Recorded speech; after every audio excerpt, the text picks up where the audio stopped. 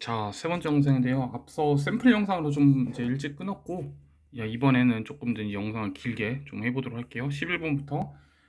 자, 성리학 문제에서 이제 조선 성리학 문제인데, 여러분들 이제 이런 문제 풀 때, 뭐, 이의 기여 특성은 다 알 거고, 이제 요런 말들을 조심하셔야 돼요.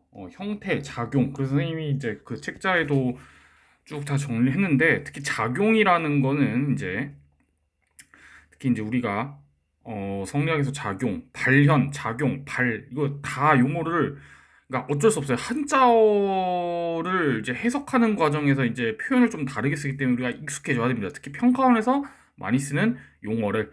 그래서 지금 갑 같은 경우에 이황이고 을이 이인데 자 리을을 보시면 이는 형태와 작용이 없고 기는 형태와 작용이 있는가?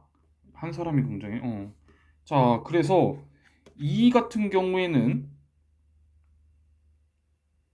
이 같은 경우에는 이가 작용이 있다라고 보겠죠. 그리고 이 같은 경우에는 그러니까 이는 형태가 없는 게 맞아. 그리고 기는 형태가 있는 게 맞는데 이는 뭘 반대하겠어요? 바로 이제 요거 이거를 가지고 줄여서 율이라고 할게요. 그냥 율고 얘는 네가 스스로 작용할 수 없다, 발현할 수 없다라고 보니까 그러니까 이제 이거는 xx가 되겠죠. 그래서 성리학은 이런 문제를 이제 조심하셔야 돼요. 자, 12번 보시면 이제 마르크스입니다. 자, 생유는 마르크스가 요즘 잘 안 나오는데 윤사는 마르크스가 잘 나오기 때문에 열심히 공부를 하시고 자, 이제 프롤레타리아가 부르주아 이게 자본가 계급이거든요. 부르주아의 투쟁에서 필연적으로 자, 이때는 계급으로서 결합을 해가지고 싸워야 돼요. 프롤레타리아 계급, 노동자 계급과 혹은 이제 일부 지식인 계급까지는 이제 같이 연대한다고 하는데 이제 계급으로서 결합해가지고 싸운 다음에 공산주의 사회가 일어난 다음에는 계급 자체가 없어져야겠죠, 그렇죠? 그래서 이제 여러분들 뭐 마르크스가 계급을 무조건 없애야 된다 이건 아니고 여기에서 보시면 자본주의를 무너뜨리는 투쟁 과정에서는 계급끼리 계급을 나눠서 이야기를 한다라는 거 주의하시고 자 1번 같은 경우에는 이건 이제 홉스인데요. 자, 만인의 계약을 통해 만인의 투쟁 상태를 벗어나야 한다. 당연히 이제 요거는 쉬운 내용인데, 자, 만인의 계약이라는 게 뭐냐면, 자, 만인의 계약이 뭐죠? 사회 계약을 이제 모든 사람이 한다라는 그런 얘기죠. 그러니까 모든 사람의 만장일치의 계약, 사회 계약을 희망하는 만인들 간의 만장일치 계약, 이제 약간 이제 그런 얘기입니다. 알겠죠? 그래서 1번은 당연히 그래서 모든 사람들의 만장일치 여기서 말하는 모든 사람은 이제 당연히 사회 계약을 희망하는 자들의 중에서 모든 사람들이 계약을 통해서 만인의 투쟁 상태를 벗어난다. 정답 5죠. 자, 13번 제신만 볼게요. 이거는 이제 뒤에 기출 문제도 있어요. 예, 이것도 연계가 됐어요. 근데 이때 처음 나왔는데 자, 여기서도 이제 계속 칸트 윤사에서는 행복에 대해서 물어보고 있고 특히 칸트는 자, 행복하지 말라는 건 아닌데 요가 표현이 좀 헷갈리거든요. 의무가 문제일 때 행복을 전혀 고려하지 말아야 한다는 겁니다. 여기서 이제 의무가 문제라는 건 여러분들 약간 의무가 뭐 문제 약간 이제 영어로 하면 프로브럼이 맞는 말인데 이제 약간 의무가 문제 상황, 도덕적 딜레마를 일으키거나 이런 문제 상황을 일으킬 때는 행복을 고려하지 말고 무조건 의무, 무조건 의무에 따라서 하라는 이제 그런 얘기겠죠. 그러니까 이 표현은 여러분들 뒤에 기출 문제에 나왔습니다. 자, 그 다음에 15번. 자, 이것도 좀 좋은 제시문이 선생님 많이 써놨는데, 자, 갑은 이제 스토아파입니다. 자, 스토아파는 자연, 세계의 법칙과 일치하지 않는 일은 이제 요거 좀 별표 쳐놔요. 이것도 예. 절대 자연의 본성과 세계의 본성과 어긋나는 일들은 즉 결국 인간의 삶에 일어나지 않아요. 결코. 그리고 나에게는 신과 나의 영혼에 어긋나는 일을 하지 않을 수 있는 능력이 있다. 어, 이게 뭐죠? 그 자유의지 말하는 거죠. 그런 내 영혼의 세계의 법칙과 비춰봤을 때 어긋난 일들, 뭐 예를 들어서 죽음에 대해서 슬퍼하지 말아야 하는데 이제 그런 것들에 대해서 내가 스스로 선택할 수 있는 이제 그런 능력이 있다라는 거. 그냥 이거는 그러니까 중요한 개념이 아니라 알아도 된다라는 그런 얘기입니다. 그래서 아하, 인간에게는 인간의 삶의 본질과 어긋난 일들을 하지 않을 수 있는 능력이 있구나. 그 능력, 이거 능력이 자유지 말하는 거구나. 이렇게 알아두시면 되고요. 자, 자, 여기에서 이제 에피쿠로스인데 이제 자연 얘기가 나옵니다. 자연에 복종하라, 자연의 본성에 거역해서는 안 된다. 자, 여기서 말하는 자연이란 뭘까요? 네이처라기보다는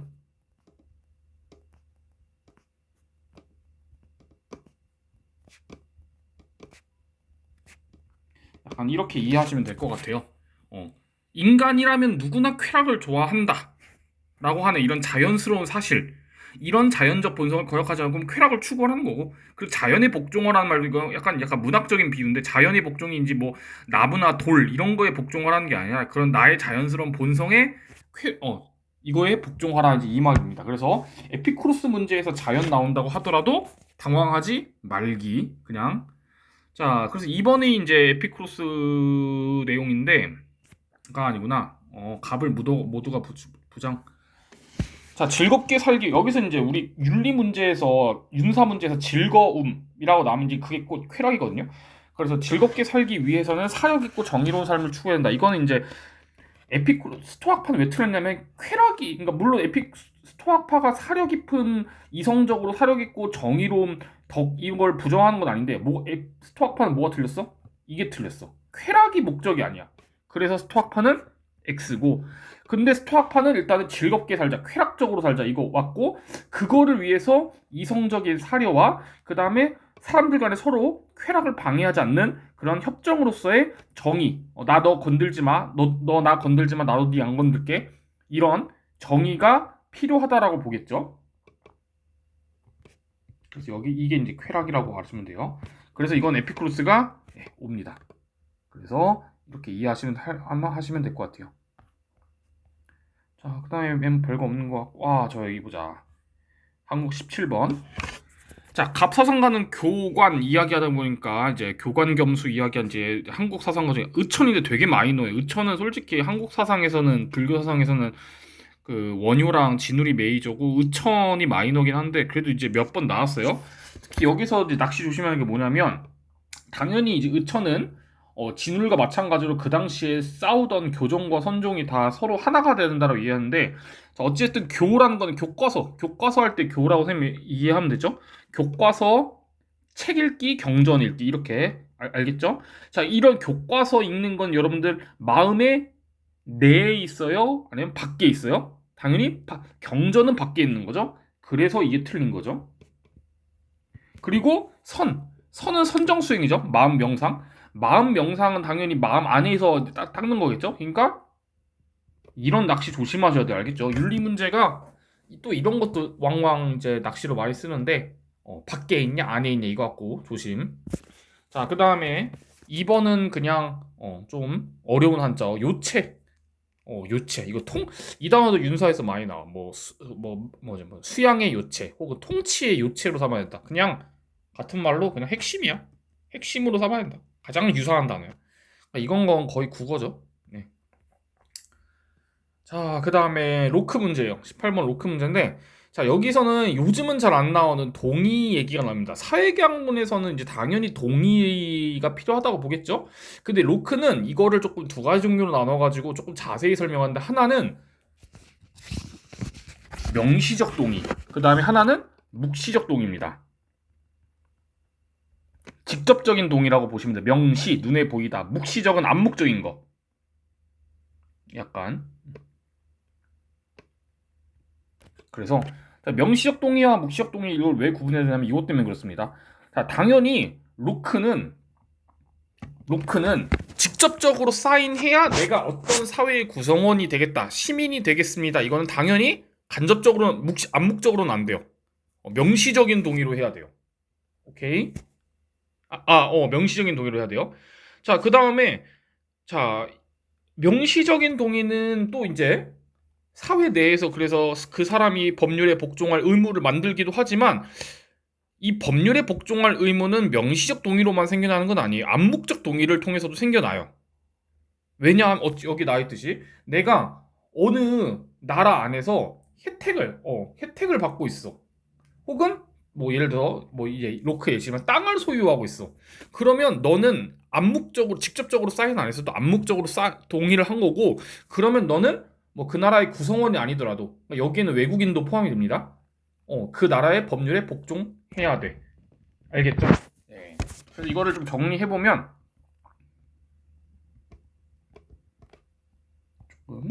정리를 해보자. 명시적 동의는 아까도 말했죠.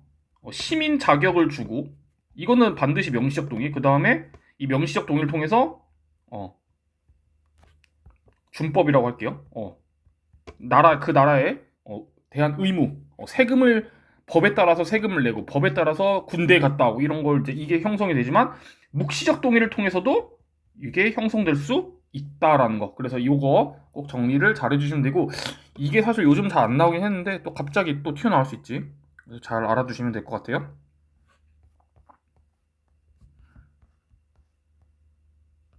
이렇게 해서 20번까지 끝났네요. 자, 2018년으로 갑시다. 2018년 9월. 자, 여기 한번 보도록 할게요. 이건 간단하게 볼게요. 을은 아리스토텔레스거든요. 지성적 통성 부분이니까.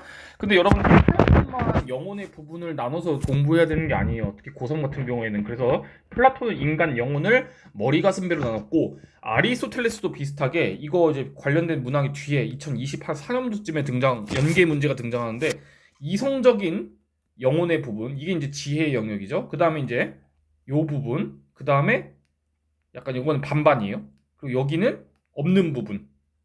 그래서 나누니까, 그리고 이거와 관련된 덕들이 있거든요. 이거 잘 구분하셔야 돼요. 아리스토텔레스도 영혼의 3단계 이야기 한다라는 거 알아두세요. 여기가 약간 이성적 부분이니까 당연히 이성적 부분이겠고, 그 자체로 이성적인 부분은 아닌데 이성과 연관이 될 수 있다. 그래서 이성을 따를 수도 있지만 이성의 귀 기울일 수 있는 부분이라고 하는데, 이성의 이제 뭐 이거는 뭐 이 귀 기울일 수 있다, 이거는 조금 너무 이 표현은 몰라도 돼. 그냥 감정적인 부분이고, 그래서 아리스토텔레스는 감정적인 부분이 이성을 따를 수 있지만 또는 반대할 수 있다. 약간 찬성 또는 반대가 가능한 약간 감정 영역이라고 보시면 될 것 같고, 여기는 이제 완전히 이성적인 게 없는, 그래서 동물이나 식물이랑 똑같은, 인간도 당연히 이런 이제 욕구의 부분이 있다. 그래서 이거 정도만 조금, 이걸 달달 외우는 건 조금 별로고 그냥 머릿속으로만 좀 이해하시면 될 것 같아요. 아리스토텔레스도 영혼을 나눴다. 그 다음에 3번 보시면 3번에 이건 누구냐? 스토아파랑 에피쿠로스네요. 자, 여기서는 이제 덕에 대한 이야기 공통점을 물어보겠는데요. 자, 덕이 쾌락을 적용하지 못한다 하더라도 가치를 지닌다. 좋은 문제네요. 자, 쾌락 없는 덕은 가치가 있냐 없냐 이거죠. 스토아파는 쾌락과 고통 가지고 행복과 덕을 얘기하지 않죠. 그래서 덕이라는 거, 뭐 용기, 절제, 뭐 이런 이제 뭐 용기, 절제 등등등 이런 덕들이 쾌락을 제공하지 못한다 하더라도 가치를 지니겠죠. 스토아파 입장에서는 쾌락이 중요한 게 아니니까. 근데 우리 쾌락 덕후인 에피쿠로스 같은 경우에는 덕이 수단적 가치를 지니고 있다고 해요. 그 자체로 좋은 게 아니라 쾌락을 주는 경우에만. 그래서 용기가 좋은 이유는 쾌락을 주기 때문에, 절제가 좋은 이유는 쾌락을 주기 때문에. 그게 없다? 그러면 가치가 없겠죠. 얘는 그냥 수단에 불과해요. 그래서 에피쿠로스는 틀렸죠. 이게 틀렸죠. 아시겠죠? 자, 그래서 덕 이야기도 조금 잘 공부를 해두시면 될 것 같습니다.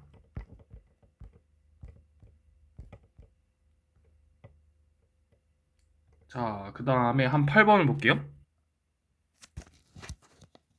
자, 여기서는 1번을 보시면, 자, 이건 이황인데요. 여러분들 7점, 뭐 우리가 4단은 종류를 외워야 되죠. 무조건. 이거는 문제 풀려면 치근수호 사양시비 무조건 나오죠.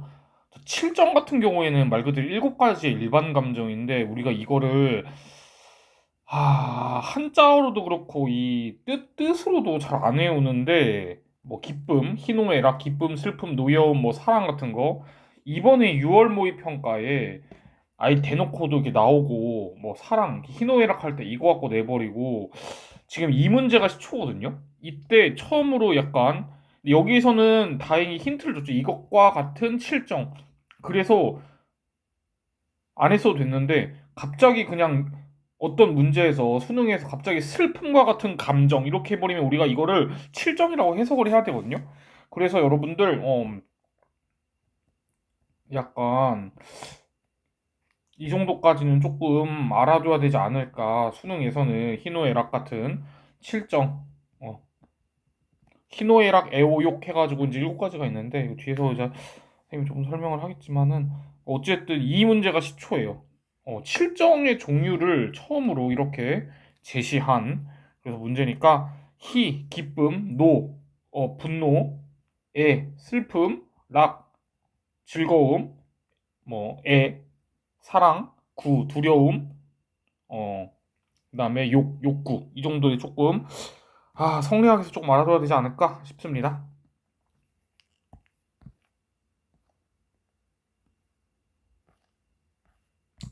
자, 그다음에 자 12번 보시면 공리주의 문제인데요, 여러분들.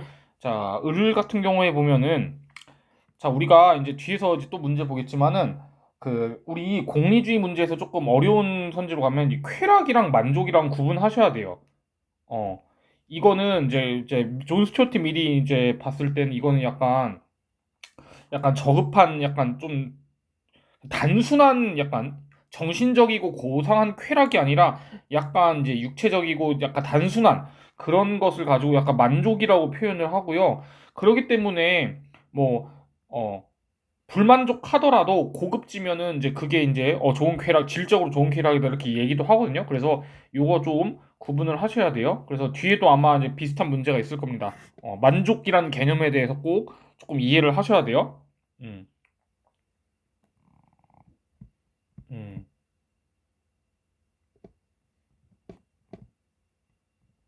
약간 이런 식으로 본다라는 거. 존 스튜어트 밀이 이렇게 본다라는 거 알아두시면 될 것 같아요.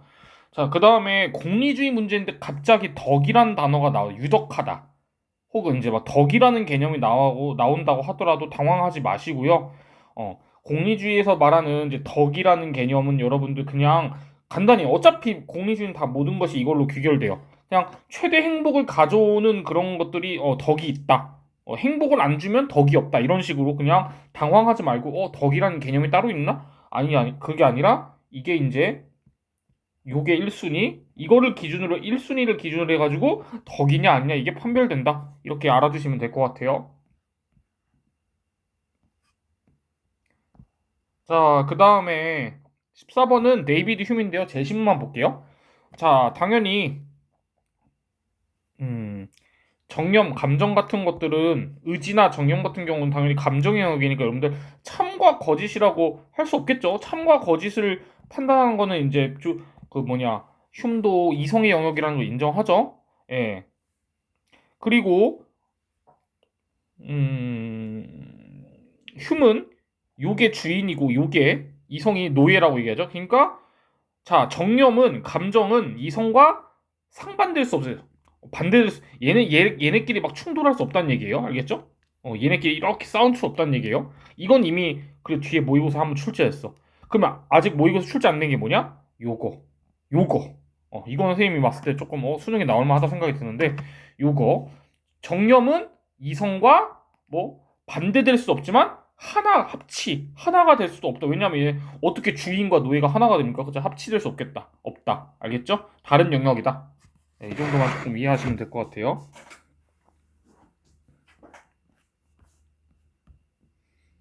자, 그 다음에 15번 문제. 이거는 좀 센세이션한 문제. 자, 을은 누구냐면 다산정약용이에요. 근데 정약용인데 우리가 잘 아는 기호 두 가지 종류가 있죠. 뭐였냐면 형구와 하나 까먹었네. 무슨 기호였지? 영재 기호랑 형구 기호 있었는데 그거 말고 얘도 이제 도의지성, 기질지성이라고 하는 이거 성리학에서 말하는 개념 아니 비슷한 용어가 이제 등장을 해요. 우리 이제 성리학에서는 주자할 때 혹은 이황 이의할 때 우리가 본연지성이랑 기질지성 해서 하는데 어 비슷한 말을 얘도 씁니다. 이때 이 용어가 처음 등장한 문제였어요. 이 15번 문제가. 그래서 지금 이렇게 나왔는데 센세이션합니다. 이때 처음 제시문에 등장했어요. 그래서 인간의 자 본성은 자 도덕적 의로움의 줄임말이죠. 이거랑 기질이 합쳐진 것이다. 음. 근데 이제 여러분들 자 여기서 말하는 그럼 도의지성과 기질은 조금 뭐 기질 인간의 뭐 약간 육체 이런 거에 이제 약간 한계 때문에 생기는 당연히 뭐 그런 거라고 보면 자 도의지성은 근데 그러면 성리학에서 말하는 그 성직리의 개념인가 그건 아니에요. 얘가 말하는 이제 도의지성이란 바로 뭐냐면 요거죠. 선을 좋아하고 악을 싫어하는 어, 그런 것 그것이 인간의 도덕적 의로운 본성이다. 그래서 도의지성. 알겠죠? 그래서 이 정도 조금 이해하셔서 갑자기 정약용 문제에서 다시 도의지성이랑 기질지성 물어봐도 당황하지 마세요. 알겠죠? 자,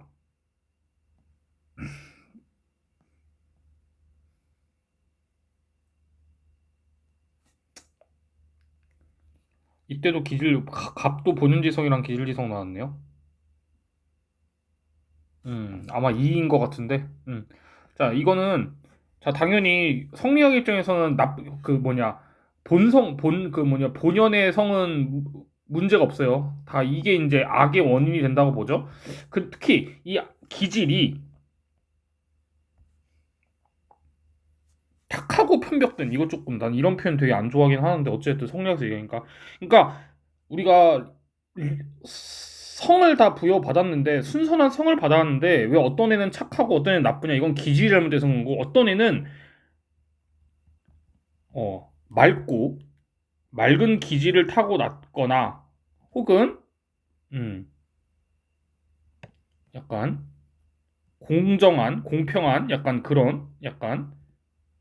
그런 기질을 타고났다면 어떤 애는 기질이 더러워.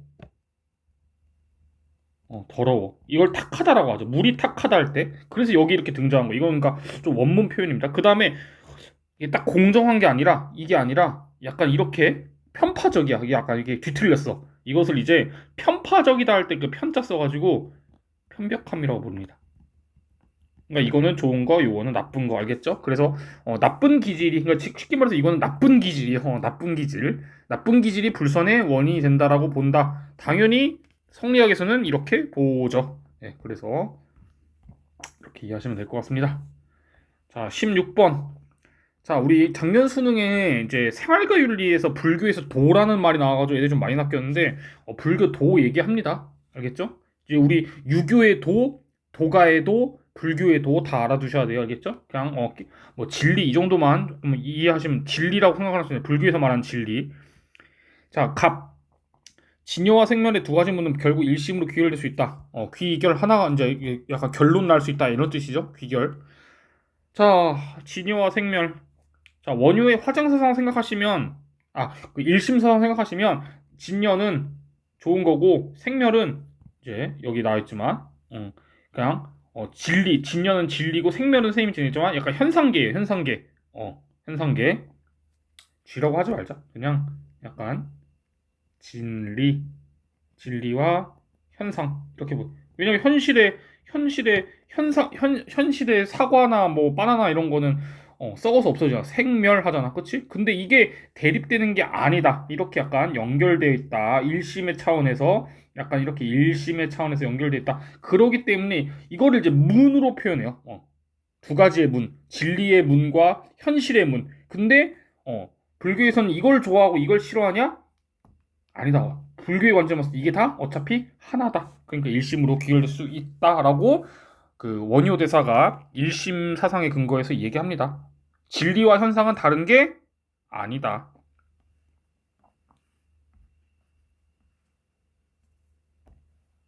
자, 요 문제 이거 너무 쉬운 문제는 아니고 좀 이것도 처음 이제 센세이션하게 나왔던 문제지. 처음 나왔죠. 수단으로 대응하냐 칸트 입장에서 이거 칸트예요. 음. 칸트 입장에서 인간은 수단으로 돼야 되냐? 목적으로 돼야 되냐? 아니면 수단으로 대할 때도 언제나 동시에 목적으로 되느냐? 맞죠? 선생님이 그때 수업 때 얘기했지만 동시에 목적으로 대우하는 게 맞겠죠? 그래서 인간이 살다 보면 다른 인간을 어쩔 수 없이 이렇게 수단으로 쓰는 경우가 있어요. 어, 배고파서 식당에 들어가면 사장님한테 밥 만들어 달라고 수단으로 써야 돼요. 그럴 때 동시에 목적으로 대우해라. 약간 이렇게 이해하시면 될 것 같습니다.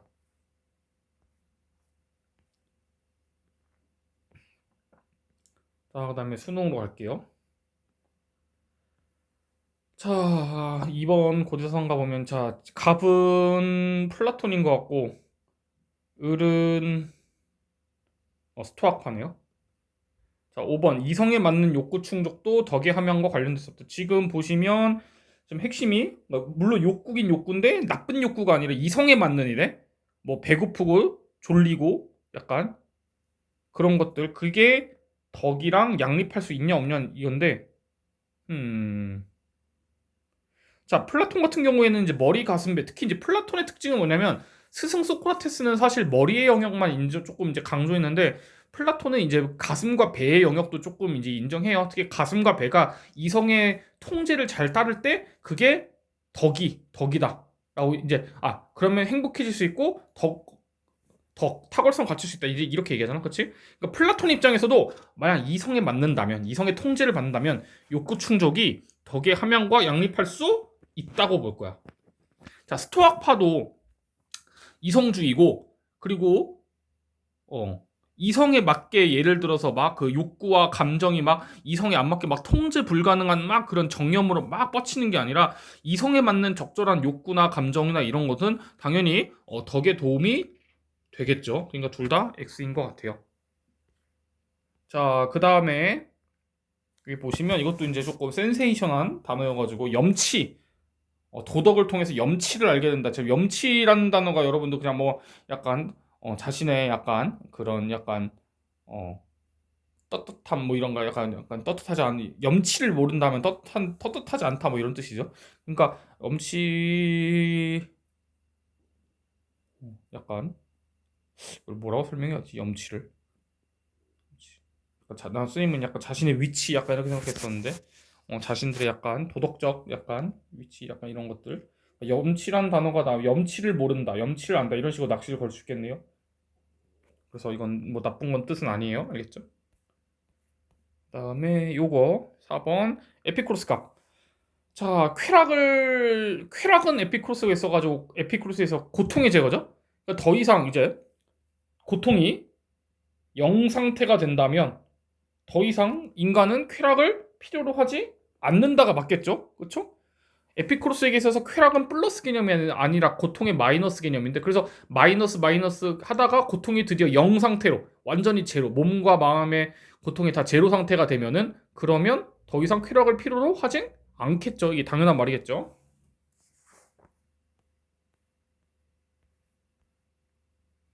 자, 그 다음에 이제 요거를 볼 건데 이것도 조금 어려운 문제지.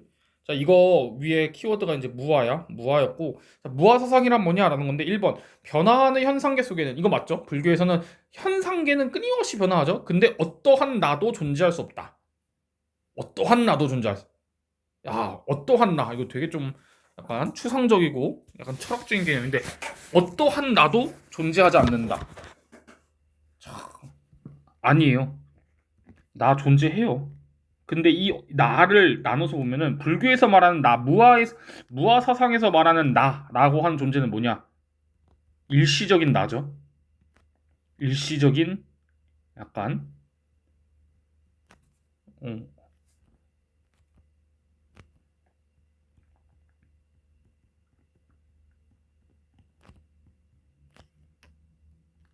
불교에서 싫어하는 나는 이거죠. 이게 없다라는 거지. 이게 없다라는 거지. 요거는 있어요. 알겠죠?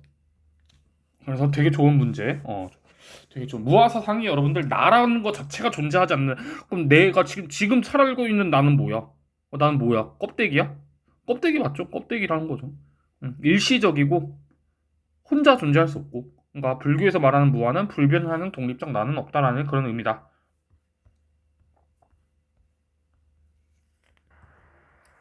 자, 그 다음에 6번 볼게요. 드디어 나왔네요. 스님 생각에는 올해 이 의리 아리스토텔레스인데 아리스토텔레스 가지고 특히 자제력 없다, 무절제하다 이거를 가지고 좀 고난도 선지가 나올 것 같아서 대비를 많이 해야 될 것 같아요. 특히 이제 수능 완성에서도 이제 얘기를 할 것 같은데 한번 볼게요. 그래서 이 문제 그 당시 좀 어려웠지. 자, 한번 볼게. 자, 여러분 잘 알다시피 자제력 없다라는 거는요. 알면 있어요. 이게 소크라테스 저격하면서란 말이죠. 알아도 못하는 인간들이 있다. 이거는 자제력 없음이고 무절제는 달라요. 무절제, 절제의 덕이 없는 무절제한 사람은 이 사람은 다른 개념이에요. 이거랑 다른 개념이야. 자제력 없음이랑 몰라서 못하는 애야. 알겠죠? 이거를 꼭 잘 구분을 하셔야 돼요. 자, 일단 이것까지 꼭 구분을 하시고 특히 이제 이 개념 지금 여기에도 되게 이 문제가 그 당시 어려웠어 이거가 있는데 후회 안 해. 이거 가지고 자기 잘못에 대해서 후회하냐 안 하냐 이거 가지고 또 이게 나눌 수 있는 거야. 그러니까 조심하셔야 되고 한번 여기 나온 거 좀 비교를 해보자. 그래서 나는 무절제랑 자제력 없다라는 거는 구분을 아리스토텔레스 입장에서 이제 구분을 하셔야 되고 이게 왜 다른지 궁금하면은 나중에 대학 가서 한번 니코마코스 윤리학 읽어봐. 알겠지? 자, 얘는 자제력 없다라는 거는 이거부터 보자. 알미 있지만 행위를 안 한 거고 의지가 약해가지고 그 다음에 무절제는 알미 없어서 행위를 못하는 거. 그 다음에 또 뭐냐? 그래서 무절제 한 사람은 지가 그러니까 뭘 잘못했는지도 모르는 거야. 그러니까 알미 없기 때문에 지가 뭘 잘못했는지도 몰라. 그러니까 후회하지도 않아요. 뭐 알아야 후회를 하지, 그치? 약간 이렇게 연상하셔서 공부하시면 돼요. 근데 얘는 머리로는 알고 있는데 도둑질을 그러니까 예를 들어 뭐 담배 피는 거 나쁜 거 알고 있는데 의지가 약해가지고 그러니까 했네. 나쁜 짓을 했네. 그러니까 얘는 후회하죠. 왜냐 알미 있으니까. 알겠죠? 그래서 이거는 아직 출제가 안 됐으니까 꼭 공부를 하시고 그리고 이 사람들을 이렇게 두 가지로 비교하는 것도 아직 안 나왔어요. 근데 선생님 생각에 한번 나올 수 있다. 고난도. 이거 이렇게 나오면 진짜 고난도. 내가 봤을 때 별표 쳐놓고 고난도. 오케이. 자, 그 다음에 그래서 여기 갑은 소크라테스고 을은 아리스토텔레스였는데 이 당시에 좀 어려웠던 문제. 자, 그래서 니은 보면 둘 다 이성과 추론. 자, 이성이 하는 게 추론이죠. 참과 거짓을 가리고 추론하는 거죠. 그래서 이걸 통해서 무지에서 벗어나려고 노력해야 한다. 이거 소크라테스만 얘기했어? 그러니까 이러니까 이 문제가 어려웠던 거야. 이성을 통해서 무지에서 벗어나자. 소크라테스는 무조건 맞아, 이건. 자, 아리스토텔레스도 이성주의자니까 이거 얘기했을 것 같아. 특히 이거는 조금 헷갈리더라도 여러분들 그냥 이성이 뭐 추론이니까 이것만 생각하면 맞다고 볼 거고 아리스토텔레스도 여러분들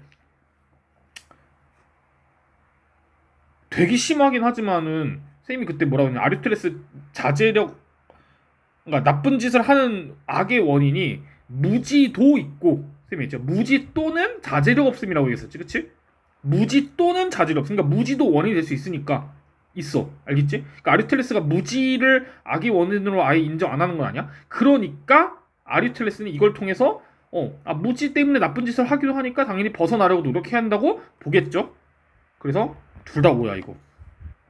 그래서 아리스토텔레스가 이거 얘기했었나? 책자 한번 다시 한번 찬찬히 봐봐, 알겠지?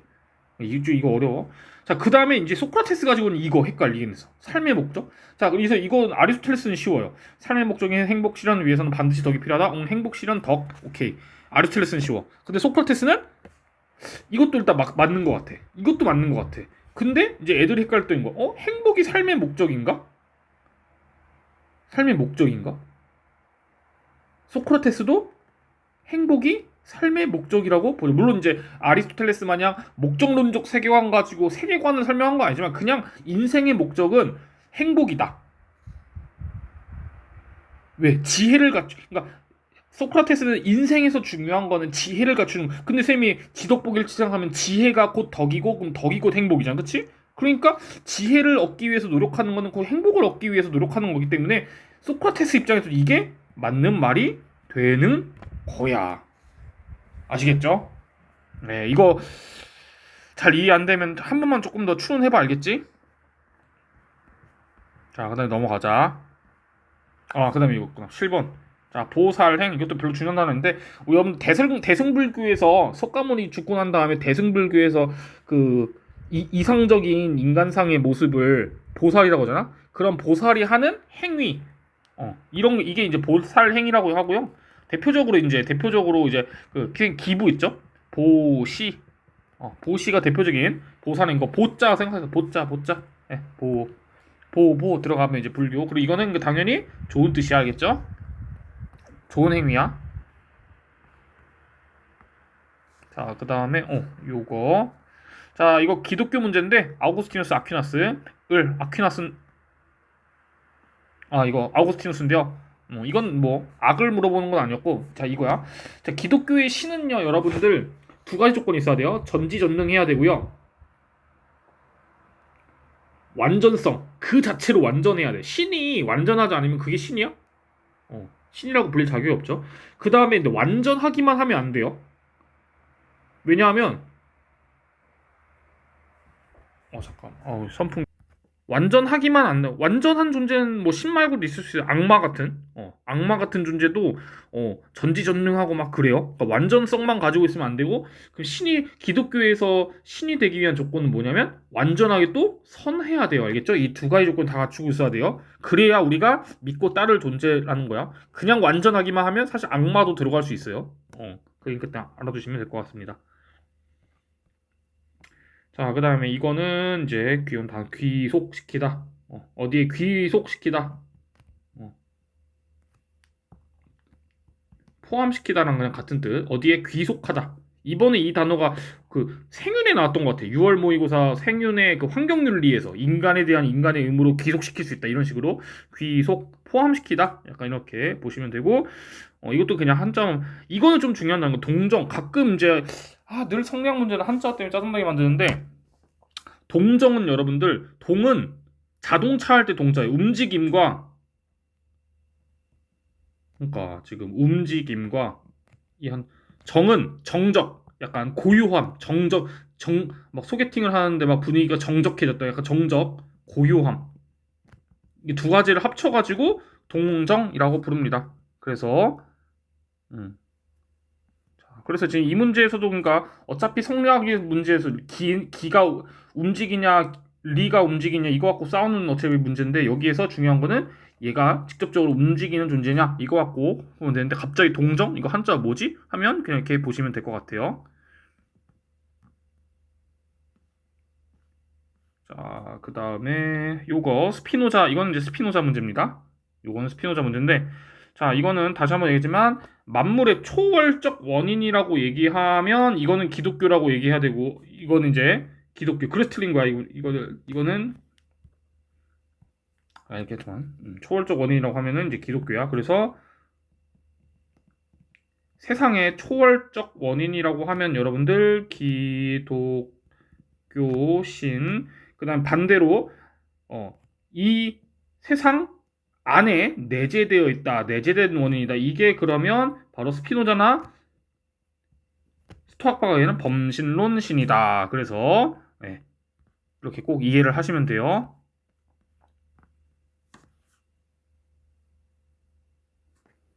자, 그 다음에 15번. 자, 보면은 15번은 그 갑이 이제 그 주자예요. 자, 주다도 맹자를 개성했기 때문에 양지를 얘기하면서 인간에게, 양지가 뭐야? 알미잖아. 도덕적 알. 이게 있어요. 근데 왜 궁리가 필요하냐? 수양으로서 궁리, 이치를 탐구하는 거, 궁금해하다. 그래서 궁리잖아. 왜냐하면 양지의 알무로는 충분하지 않다라는 겁니다. 이게 이제 그 양명학이랑 차이점인데, 양명학은 이 양지만으로 이미 충분해요. 이거 그냥 드러내기만 하면 돼. 근데 주자는 이 알만으로는 부족하기 때문에 끝까지 극치에 이르기 위해서, 그래서 궁리가 요구되는 거야. 그래서 모르는 것까지 잃어서 통달하지 못한 것까지 이뤄서 알을, 즉 알을 완성하는 거예요. 이것도 양명학이랑 주자학이 큰 차이점 중에 하나거든. 둘 다 양지가 있지만 주자는 궁리로 완성시키고, 양명학은 그 자체로 양지는 아주 완벽한 좋은 알미이기 때문에 굳이 더 공부할 필요는 없고 그냥 드러내기만 하면 된다. 오케이. 그래서 이것도 좀 신박한 거라서 꼭 알아두시면 될 것 같아요. 자, 보자. 18번 휴미랑 칸트입니다. 자, 여기서도 늘 이제 칸트는 또 행복 가지고 얘기하네요. 자, 행복의 원리, 행복을 추구하라, 다수에게 행복을 주라라고 하니, 그 당시에 왜냐면 칸트가 살았던 시대에도 이미 요게 있었어요. 공리주의적인 논거가 있었어요. 공리주의 논거가 있었는데, 칸트는 이게 그래, 행복을 추구해라, 이게 준칙은 될 수 있어요. 즉 개인의 그런 행동 원칙은 될 수 있어. 그래, 뭐 네 혼자면은 행복 추구하면서 살 수 있겠지. 근데 법칙, 도덕 법칙은 될 수 없어요. 모든 사람들에게 보편화될 수가 없어요. 왜냐하면 그 이유가 행복에 대한, 쾌락과 행복 이거에 대한 거는 선험적인 이성에 근거한 게 아니라 선험의 반대말 경험에 근거하고 있기 때문에 그런 거예요. 보고 듣고 맛보고. 그러니까 믿을 수 없다라는 거죠. 그러니까 실천 이성에 근거했을 때 경험에 근거한 이런 거는 법칙이 될 수 없다라는 거죠. 알겠죠? 그래서 요거 조심하시면 될 것 같아요. 요거 준칙은 될 수 있다. 법칙이 되지 못하는 거지. 자, 그 다음에 흉 보면은, 자, 1번. 이성은 도덕적 판단과 실천에 어떠한 영향도 줄 수 없다. 이건 조금 문제를 그 당시에 내가 보기에는 잘 못 냈다고 생각하는데, 물론 이제 이성이 도덕 판단과 실천, 구별 이런 거에 영향 못 주는 건 맞는데, 이제 또 어떠한 영향은 또 아니라는 게 아닌 게, 그냥 이제 이거의 영역은 감정의 영역인데 이거에 이제 이성이 도와줄 수 있잖아, 그치? 그러니까 감정을 보조해 주기 때문에 어떠한 영향도 줄 수 없는 게 아니다, 이렇게 판단을 해야 되는 게 맞는데, 조금 선지가 좀 그래요. 예, 그냥 그래서 직접적인 영향은 뭐 그냥 이렇게 해야지 뭐. 도덕적 판단과 실천에 직접적인 영향을 줄 수는 없지만 간접적으로 감정을 도와주기 때문에 영향을 줄 수도 있다, 이렇게 하는 게 맞는 것 같아요. 자, 그 다음에 4번 의무에 맞는 모든 행위는 의무로부터 비롯된, 이거는 이제 약간 포함관계 낚시 문제인데, 자, 선생님이 봤을 때, 자, 이거 일단은 이거는 좋은 거잖아. 의무에서 나온 비롯된, 그 다음에 의무에 맞는 이거는 이거라고 얘기했잖아. 그치? 그리고 선생님이 포함관계 뭐라고 했어? 의무에 맞는 거 안에 결과적으로 봤을 때 다 맞았네. 의무에 맞았네. 근데 이 중에서 진짜 의도하고 한 거, 이 안에 이게 포함된 거라고 있었죠. 이해가지? 그러니까 의무에 맞는 모든 행위는 의무로부터 비롯된 것이다라고 볼 수 없죠. 뭐든 틀렸죠. 알겠죠? 그래서 의무에서 비롯된 행위가, 의무에 맞는 행위 중에 의무로부터 비롯된 행위가 있을 수는 있어요. 포함관계를 이 동그라미 안에 있는 거니까. 알겠죠? 근데 지금 이 문제로 치면은 여기에 있는 모든 것들이 다 의무로부터 비롯된 것이다, 이건 아니죠, 그치? 그래서 이거 조심해야 돼, 알겠지? 다시 한번 낚시 조심. 그래서 X예요. 정답은 여기까지만 보면 될 것 같습니다, 이것도. 그래서 좀만 더 한 50분 채워보자. 그러면 이제 이렇게 진도 쭉쭉 나가면 될 것 같네요. 2019년 6월, 이제 2019년 가봅시다. 자, 또 하늘 나왔네. 잠깐만. 자, 보면 이거 정약용이거든요. 3번. 자, 하늘과 하늘의 이거 좀 구분합시다. 자, 정약용도 하늘의 역할에 대해서는 인정해요. 성리학과 마찬가지로 하늘이 인간에게 본성을 내려주고, 그 다음에 하늘 인간이 내려준 게 있죠. 본성을 내려줬고, 기호로서의 본성을 내려줬고, 그 다음에 자주직권 내려줬죠. 근데 이게 다른 개념이에요. 인간의 본성은 지금 하늘의 이치이다, 마음의 경향성, 이건 맞는데, 하늘의 이치, 이게 틀렸죠. 하늘의 이치가 정약용은 실천 중심주의자였기 때문에 뭐 이치라는 게 추상적인 눈에 안 보이는 이치가 따로 존재하는 게 아니고 그게 인간의 본성을 구성했다라고 보지도 않아요. 그래서 꼭 구분을 하셔야 되고, 하늘이 인간에게 자주직권을 내려주긴 했지만 인간의 본성은 이제 하늘의 이치라고 볼 수는 없다. 이치가 아니다, 리가 아니다, 이거 꼭 구분하셔야 돼요. 자, 그 다음에 자, 4번 문제의 갑은 플라톤인데 자, 욕구와 관련된 부분의 덕은 행복에 이바지할 수 없다라고 이거 좀 볼게요. 자, 플라톤의 행복론. 플라톤은 인간이 행복하기 위해서는 그 세 가지 영혼의 세 가지 부분이 잘 조화를 이루고 특히 여기서 말하는 조화는 뭐냐면 이성이 다른 부분 잘 통제해서 감정과 욕구가 잘 이루어지는 형태. 그래서 여러분들 지금 욕구와 관련된 그래서 플라톤은 욕구에 대해서도 부정하지는 않았고요. 욕구를 잘 다스리면 행복할 수 있고 그 다음에 지금 여기서 물어본 것처럼 욕구와 관련된 부분의 욕구가 탁월하게 잘 발휘되면 그게 뭐죠? 절제죠. 절제는 행복에 이바지할 수 있죠.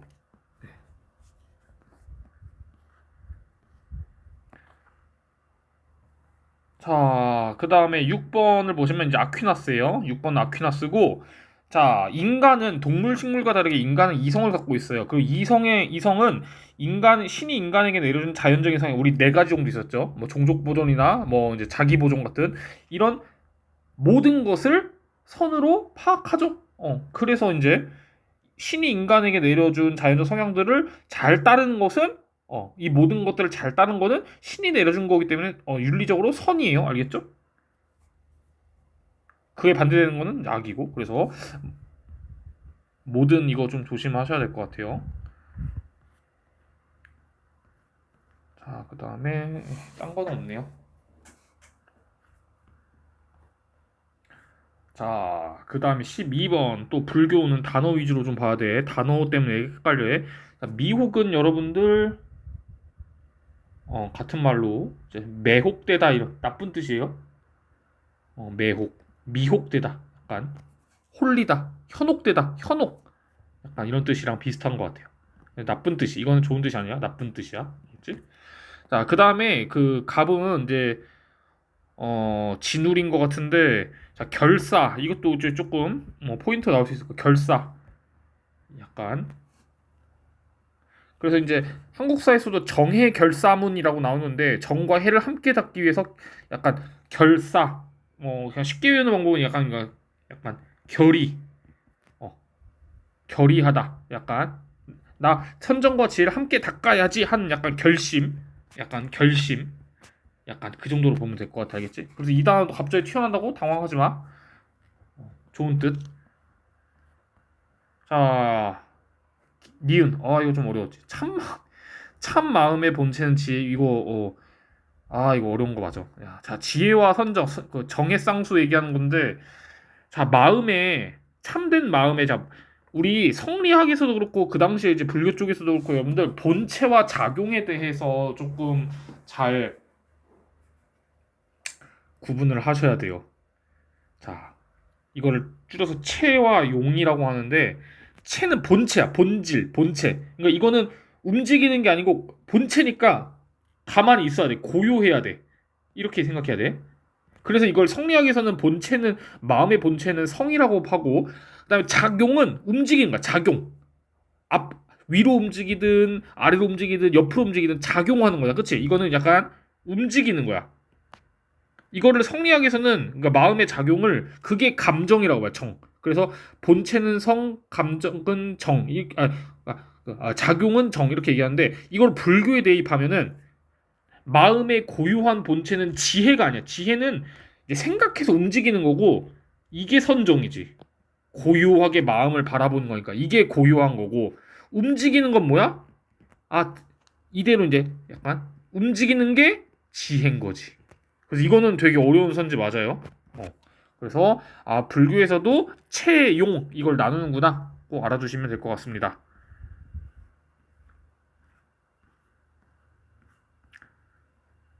자, 20번까지 하고, 시간이 나오고 있구나. 20번까지 하고 끝내자. 자, 16번 보시면, 자, 이 죽음 가지고 스토 학파랑 에피쿠로스 학파를 나누고 있는데, 뭐, 에피쿠로스의 죽음은 여러분들 이미 생일에서 완벽하게 마스터했기 때문에 더 이상 어렵게 나올 게 없고, 자, 스토 학파는 뭐 죽음이 그냥 우리가 기본적인 개념은 그냥 죽음에 대해서 두려워하지 말아라. 죽음이 온다 해도 운명이니까 받아들이고 그거에 대한 너의 생각, 태도를 변화시켜라 이건데 지금 여기 이 내용은 그 내용이죠. 근데 혹시나 선생님이 좀 걱정되는 거는 우리 이 원자라는 개념의 해체라고 보는 거를 스토아파도 얘기해요. 이것도 그래서 나올만 하나?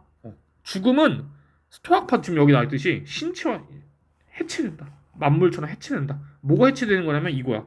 원자의 해체야. 알겠죠? 그래서 선도 아니고 악도 아니기 때문에 그냥 운명으로 순순히 받아들여라. 이것도 되게 초고난도 개념인 것 같아. 갑자기 스토아파인데 원자 갖고 물어보면 좀 헷갈릴 것 같아, 애들이. 그래서 죽음도 그 당시에 그냥 그리스인들의 약간 얘네들의 약간 그 세계관이에요. 그냥 죽음이란 거는 원자가 해체되는 거구나. 구성원 요소가 없어지는 거구나. 그리고 스토아파도 원자 해체를 얘기한다. 죽음을 이렇게 이해하시면 될 것 같아요. 그리고 이 문제를 조금 더 보면 자, 을이 스토아파인데 자, 불행. 그러니까 어떤 말이 나오든 여기에 뭐 죽음이 나오든 불행이 나오든 이별이 나오든 그냥 안 좋은 것 이런 약간 우리가 일반적으로 나쁘다 악이라고 생각하는 거에 대해서 그냥 뭐가 나오든 이걸 달다 이런 용어를 달달달 외울 수는 없어. 알겠죠? 그냥 봤을 때 이런 나쁜 것들 근데 스토아파는 나쁜 게 와도 운명으로 받아들이라고 했지. 그래서 지금 이거 자체가 나쁜 건 아니에요. 왜냐면 이건 이미 운명으로 결정돼 있고 인간의 우리 아까 문제에서 봤듯이 스토아파는 인간에게 나쁜 일은 결코 운명으로 일어나지 않는다고 하거든요. 그러면 왜 나쁜 거냐? 네 생각이 네가 뇌피셜로 그렇게 만들어 버린 거야. 네 정념에 따른 거야. 불행은 선도 아니고 악도 아니야. 그 운명이야. 어. 이미 정해져 있는 거야. 근데 네 생각이 그렇게 만드는 거야. 그래서 구분을 꼭 잘 하셔야 돼요. 이렇게 구분을.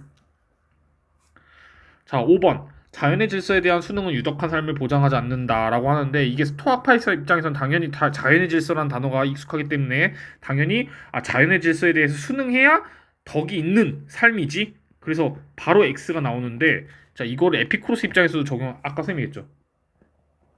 에피쿠로스 입장에서 자연스러움 바로 뭐죠? 쾌락을 좋아하고 고통을 싫어하는 이게 자연의 질서인 거야. 그래서 이거에 대해서 에피쿠로스도 뭐 수능하라고 보겠지. 쾌락을 추구하고 이런 거에 대해서 수능 그게 바로 덕이 있는 삶이 된다고 보겠죠. 그래서 에피쿠로스 입장에서는 이게 뭐가 되는 거야?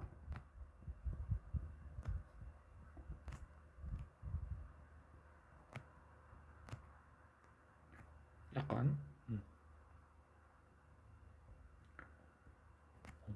이거라고 보면 될 것 같아. 그냥 자연스러운 약간 인간이 쾌락을 추구하는 이런 거를 수능하면 덕이 있는 삶이다. 이렇게 약간 연결해서 보시면 될 것 같아요. 그래서 이것도 에피크로스도 X라고 보시면 됩니다.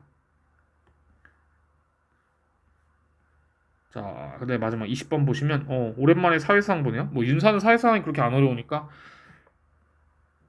자, 이거는 경쟁 강도 이거 하이에크예요. 자, 이거는 선생님 책자에 없어가지고 그냥 넣었는데 자, 하이에크는 규제 완화 정책이 민간의 자율적 능력을 침해함을 강조한다라고 했는데 이제 맞는 말이고요. 이제 규제 아 잘못 말했다. 자, 이거는 선생님 책자 없어가지고 근데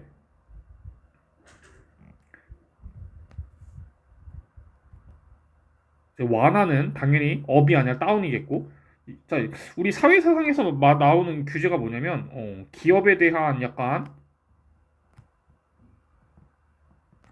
정부의 간섭이라고 정책이라고 보시면 될 것 같아요. 그래서 규제, 우리 이제 시사 뉴스로 많이 나오죠. 정부의 규제 정책.